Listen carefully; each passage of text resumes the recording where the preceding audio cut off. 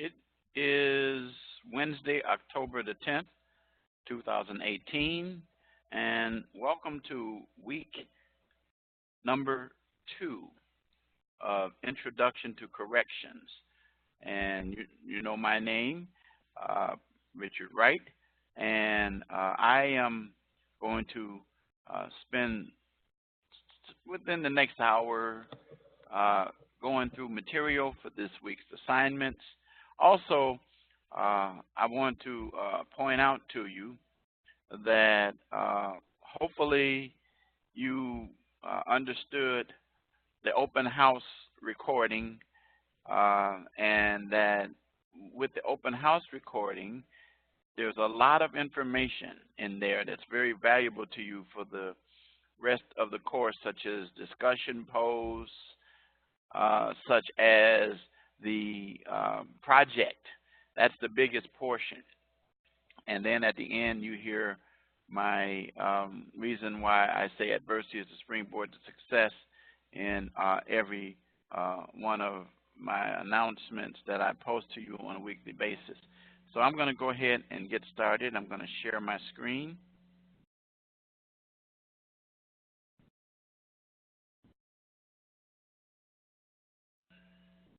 Okay, and there it is. You see my instructor information. Again, I remind you about the citations and references and the research, especially the citations and references in your papers. And make sure you run your papers through Grammarly. If you have not set up Grammarly, you can easily go into the resources tab, which I'm clicking on right now, and it tells you about Grammarly for spelling and plagiarism checker, how to create an account. Tells you what your instructions are. Very important. And then the writing guide is also here, the noodles tools, and then again, your APA guide is in here as well. So you want to make sure that you utilize these very, very, very carefully, okay? All right. So you want to take a look at these items here as well. All right. So I'm going to go back to where I was. Okay, so now, again, you can go down. You also have links to those resources as well on the course homepage. Then your rubrics are included in each weekly assignment. And then your live lectures, which last week was the first one, which was an open house, which was longer. And so now we'll roughly be within an hour, maybe sometimes a little over, but pretty close to that. So we're in week 2, and all of your lectures will take place even weeks from this point on, week 4, 6, 8, and 10. Okay. Let's look at our weekly announcement. Sentencing and the correctional process will be discussed. Section 4, which is the textbook. I also sent you the PowerPoint that you can have to help you study. And then look at the activity, sentencing issues and sentencing definitions. We'll be going over that.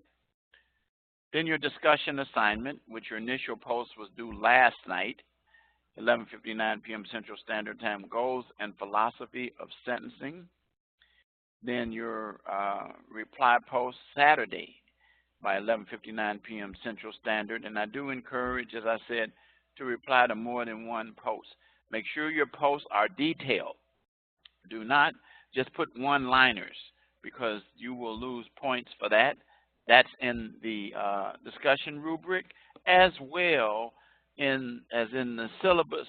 You'll see that as well. And then again, your your post should involve conversation, information pertaining to the topic of the week as well, not just a good post and I like your post because, okay, elaborate on it, and that's what I'll be looking for. So how do you get the optimal number of points? Is to submit a post that has the right amount of content, also on time. Tuesday nights, 11:59 p.m. Central Standard Time, and Saturday night reply post, 11:59 Central Standard Time as well. So you want to make sure that you abide by those. Finally, your written assignment, determinate or indeterminate sentencing, and then your course project. This is week 2, and I said this is the first week that you actually do something with your course project, and this is what you have to do.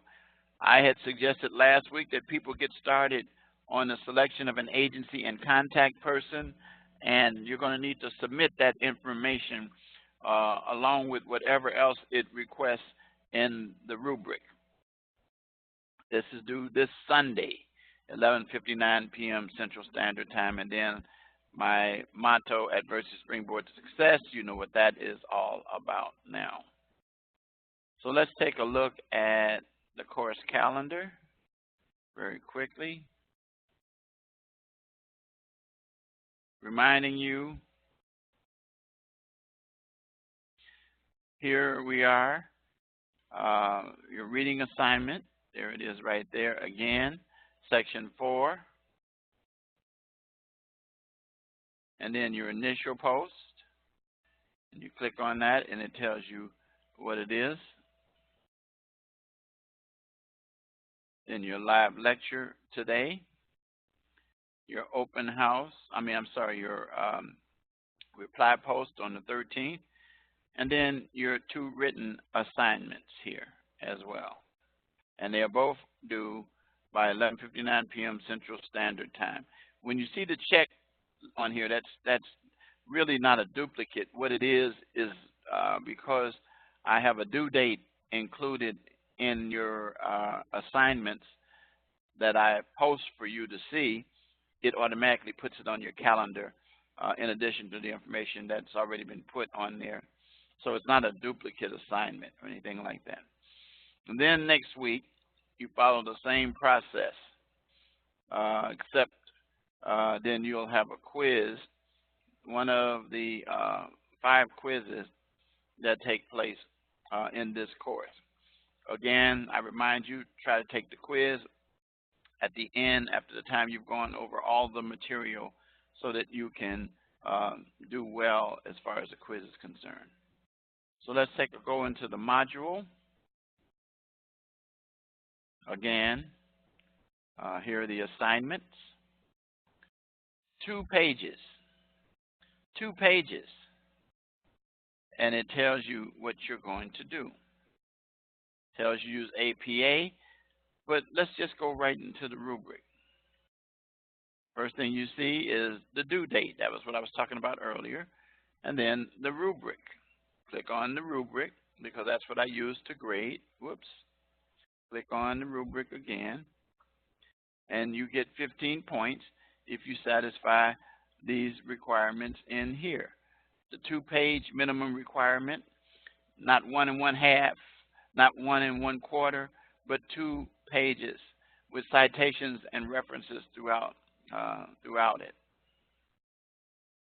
And then paragraphs and all of these different things in here, spelling. And I look at that. And then, like I said again, I do run your papers through Grammarly, so you want to make sure that you do that. And then the probably the one time that people lose so many points is by not satisfying the APA format it required with the title page and a reference page and with properly in-text citations. And so it's very, very, very, very, very important. Do not use sources like Wikipedia or other generic sources. You will lose points as well for that. And that's how you get your 25 points. Okay. So now let's go back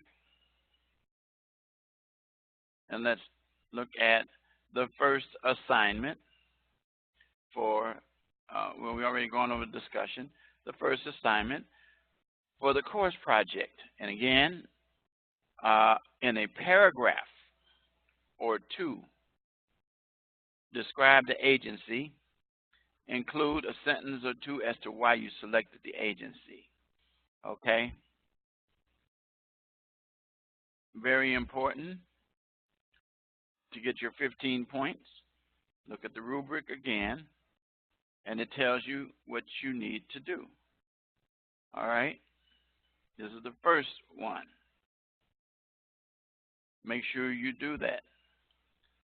The information, and then you lose 3 points for not having APA citations. So provide citations in there and those kinds of things. I'm really not that tough on APA citations in this assignment, though, but I would appreciate if you just develop that habit. And then let's do Sunday. Okay, and then that's it as far as assignments are concerned. So you got your 2 written assignments and discussion. All right.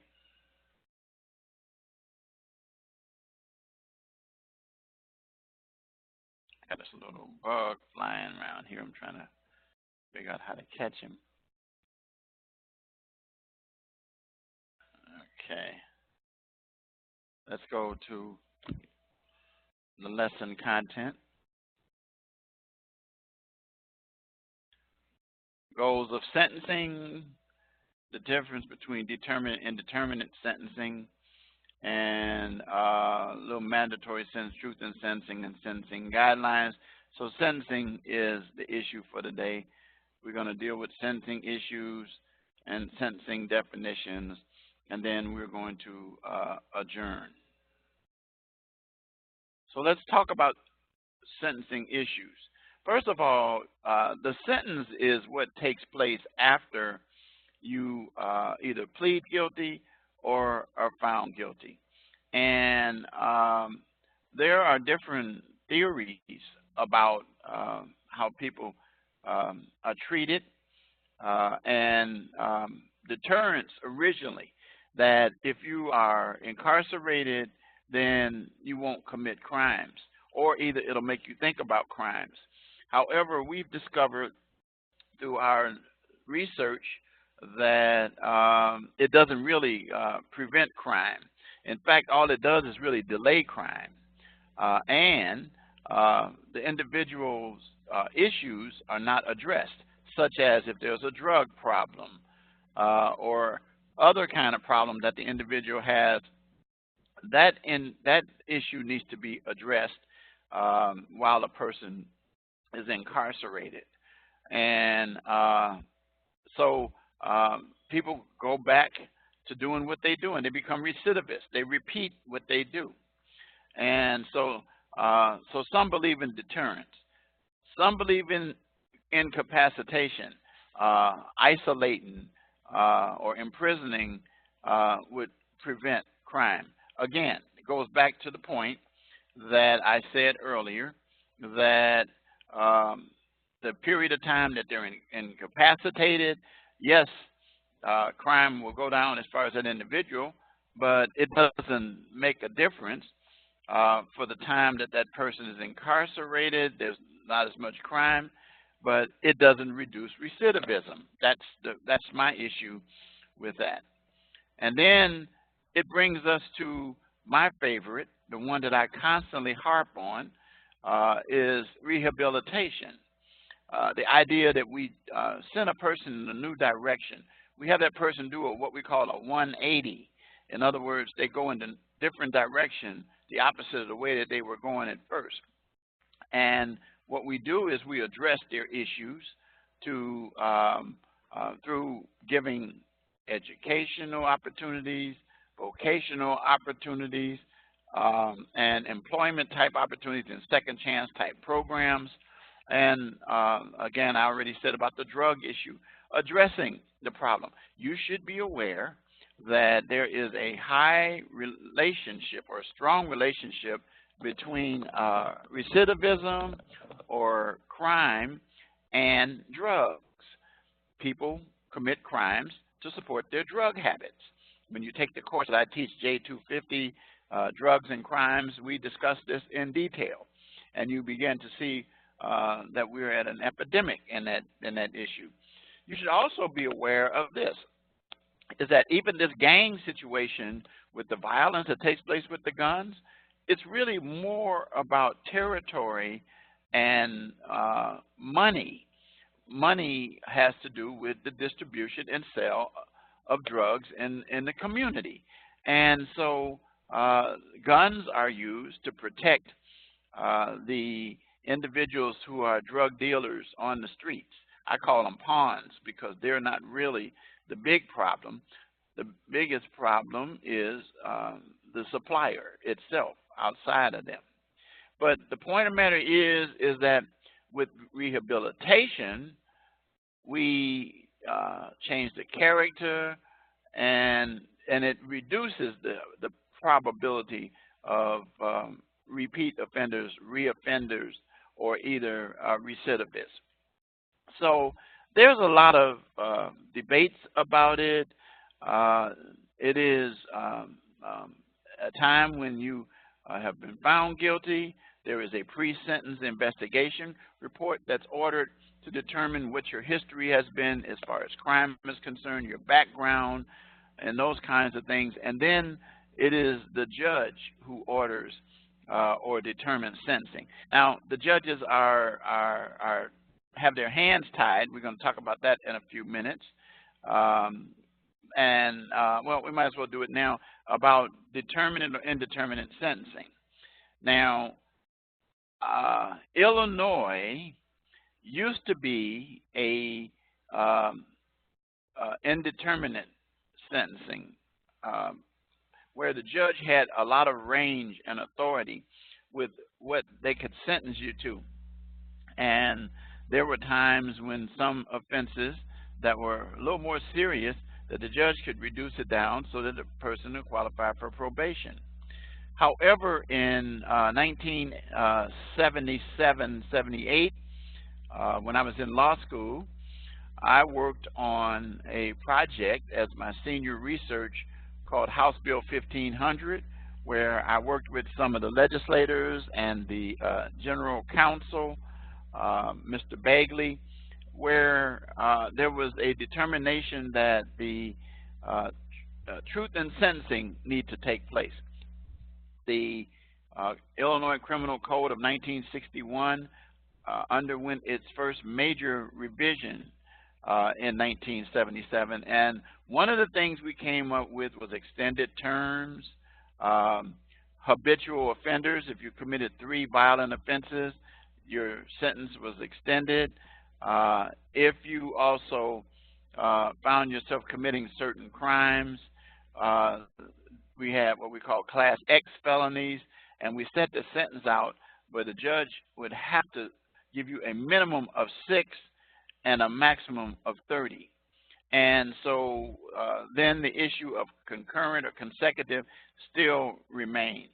But here's the point I'm going to tell you, is that during that period, we hadn't done away with good time, but we started cutting into it.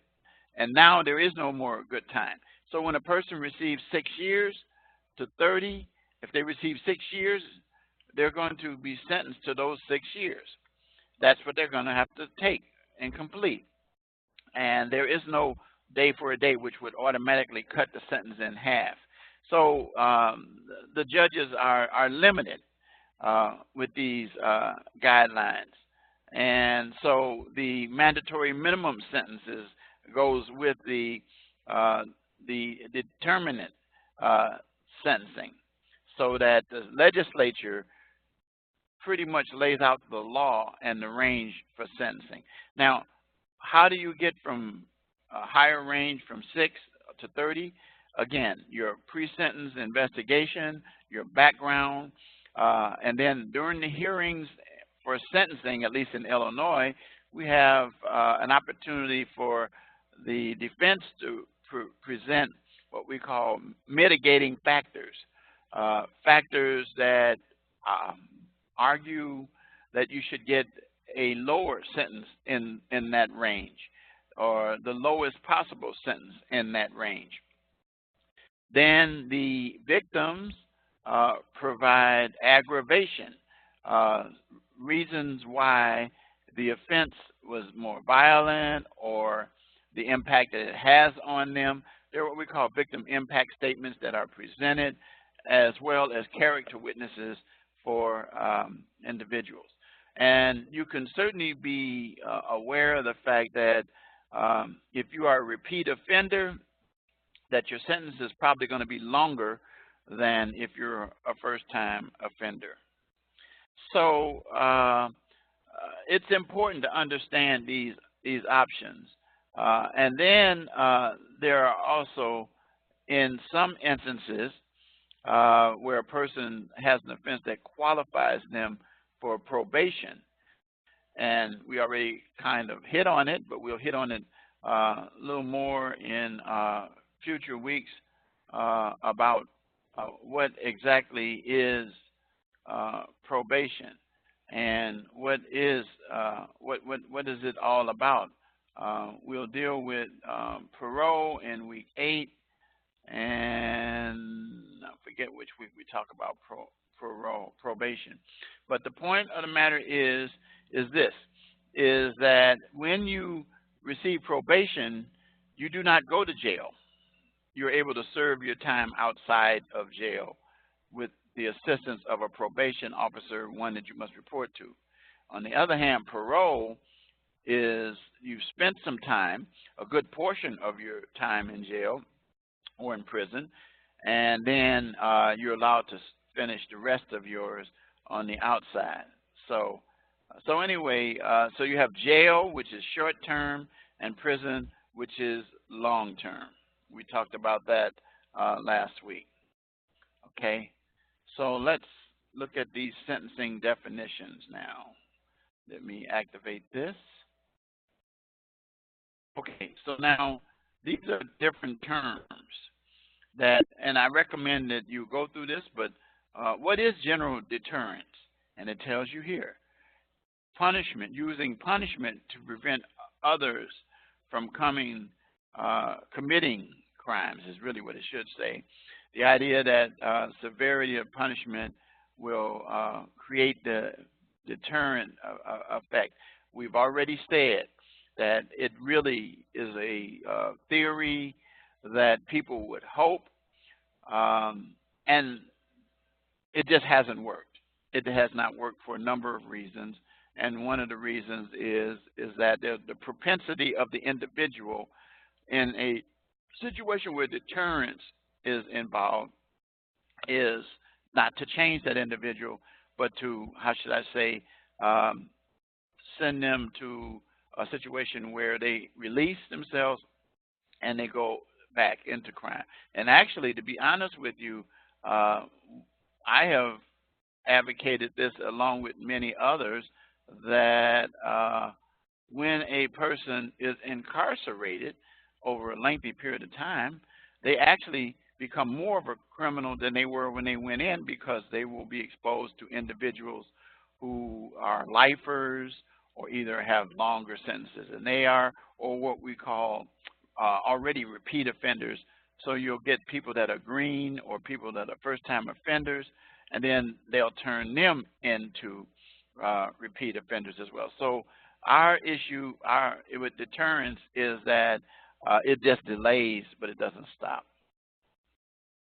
Specific deterrence, that's general deterrence, focuses on the individual, saying that the individual should learn that crime does not pay.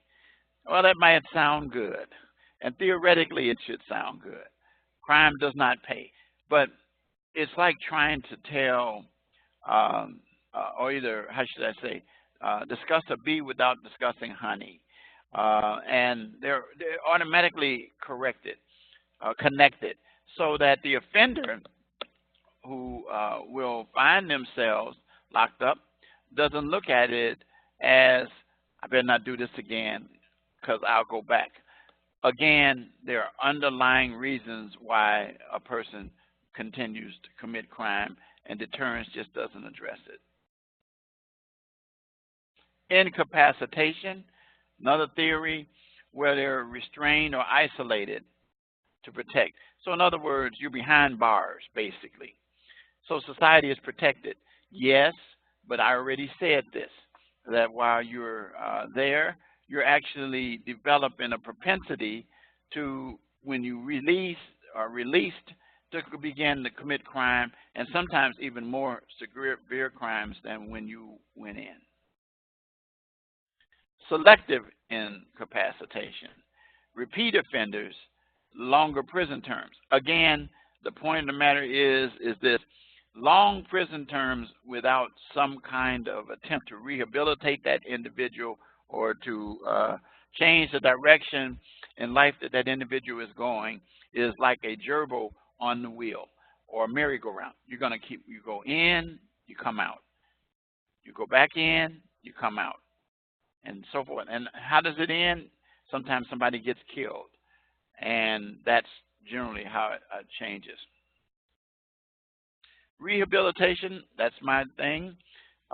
Changing the attitude, belief, or character, and change the direction that the person is going in life, giving them something to focus on other than crime. I will say this: it has been well established that it is cheaper to educate than to incarcerate, and that when individuals are more educated, they are less likely to commit crimes. Just desserts. You can figure that one out. Just desert. You get what you deserve. Commensurate with the seriousness of the offense. So the more severe the offense, the then the longer the prison sentence. Restorative justice, repairing the harm done, where the person makes amends by serving community service or maybe restitution or something along those lines to correct the problem as far as the community is concerned. Those also work pretty well as well. Equity goal of punishment. Offenders must pay back the victims for their losses. That kind of goes with the last one, and pays for the cost of prosecuting the case and those kinds of things. So, but once again, you got to remember, they have to have the ability to be able to make those payments as well. Concurrent. Concurrent means just what it says. It works alongside. So if a person is committed of 2 or more crimes and the sentences begin on the same day and part of each are completed until the longest one is served. So let's say, for example, a person commits a crime and they are sentenced to 10 years, but then they are also sentenced to 12 years for another crime. Well, the 10 years will run concurrent, and then the last 2 years would be served. So it won't be that they start the 10 for the crime and then start the 12, because that would be a total of 22 as opposed to close to 12 years altogether. Consecutive goes where what I just said. You complete the first one and then the second sentence begins. Determinate sentencing. We talked about that. Fixed term of years. The maximum established by law. That's what I was talking about that we went to in 1977, 78 in Illinois, where the legislature decides the term for which individuals qualify based upon the offenses that they're charged and found guilty of. Indeterminate is permits early release after the serve a required minimum portion of the sentence as well.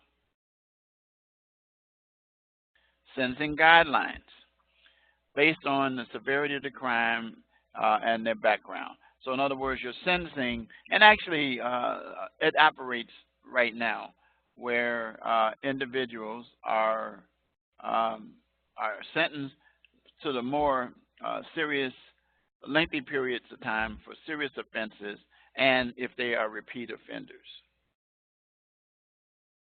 Presumptive sentencing guidelines, where the legislature sets the penalties.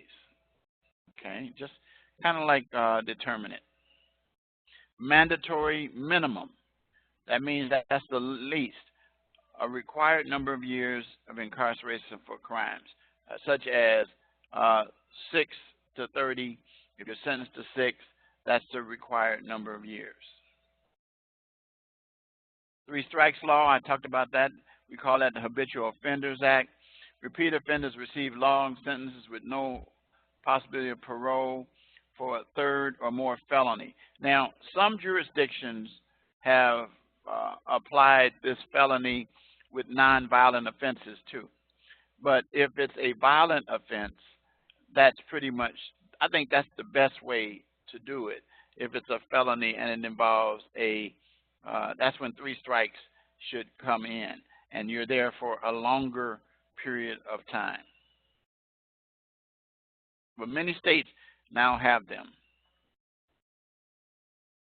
Truth in sentencing, one of the things that used to happen is that the sentencing didn't mean what it says because either it was concurrent or either that there was